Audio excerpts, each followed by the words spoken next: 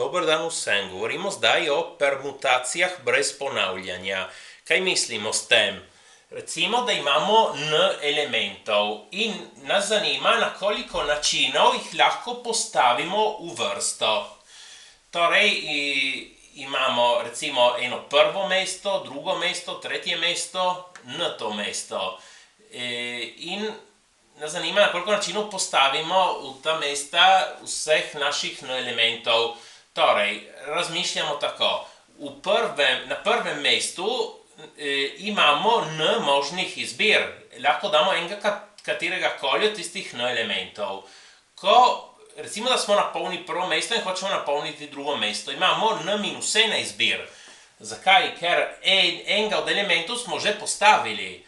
In torej nam ostane n-1 elementov. Ko hočemo napolniti tretje mesto, imamo n-2 izbir, ker smo že dva elementa izbrali prej. In tako, ko pridemo na zadnje mesto, imamo samo eno možno izbiro, ker nam je ostal samo en element. Ni drugih izbir.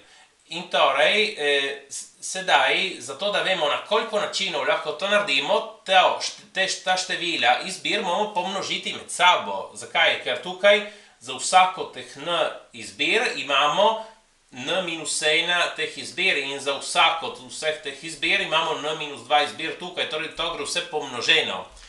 Torej, permutacije n elementov dobimo tako, da zračunamo n krat n-1 krat n-2 in tako naprej krat 2 krat 1.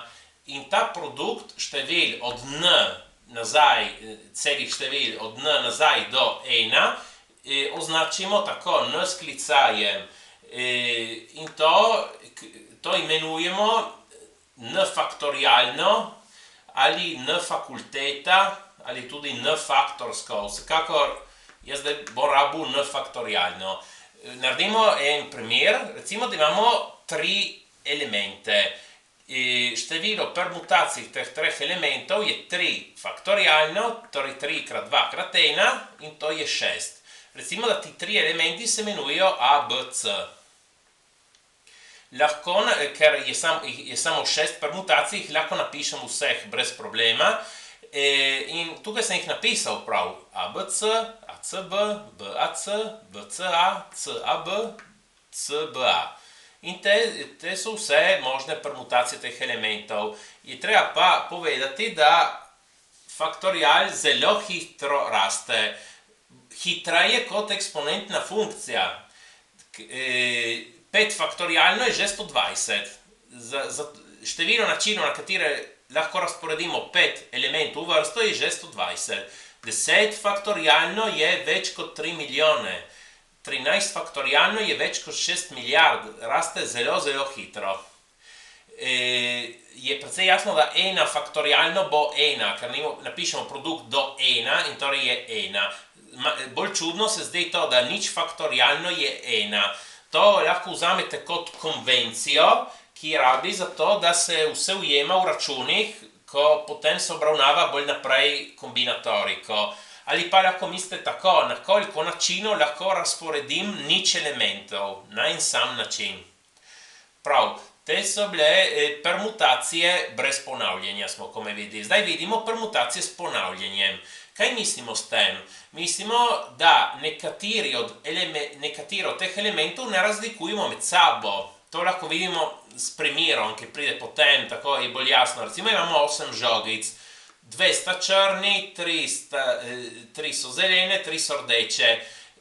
Predpostavimo, da ne razlikujemo med sabo žogic iste barve. Jih ne razlikujemo. In torej, če bi jih vseh 8 razlikovali, bi imeli 8 faktorialno permutacij. Ampak jih bomo imeli manj, ker ne razlikujemo tega. In naprimer tukaj, na koliko načinov lahko permutiramo dve žogici na 2 faktorialno načinov. In torej moramo s tistim deliti, ker tiste za nas so ekvivalentne. Na koliko načinov lahko razporedimo 3 elemente na 3 faktorialno načinov. In torej moramo deliti s 3 faktorialno. ker ne razlikujemo tistih različnih nizov. In tako naprej z vsemi, torej formula je precej jasna, tukaj permutacija n elementov, kjer so k1 enaki med sabo, k2 enaki med sabo, ki enaki med sabo. N faktorialno ulamljo k1 faktorialno krat k2 faktorialno krat ki faktorialno. Ja, in torej tukaj v tem primeru smo že v bistvu videli, imamo 8 žogic, k1 je 2, k2 je 3, k3 je 3.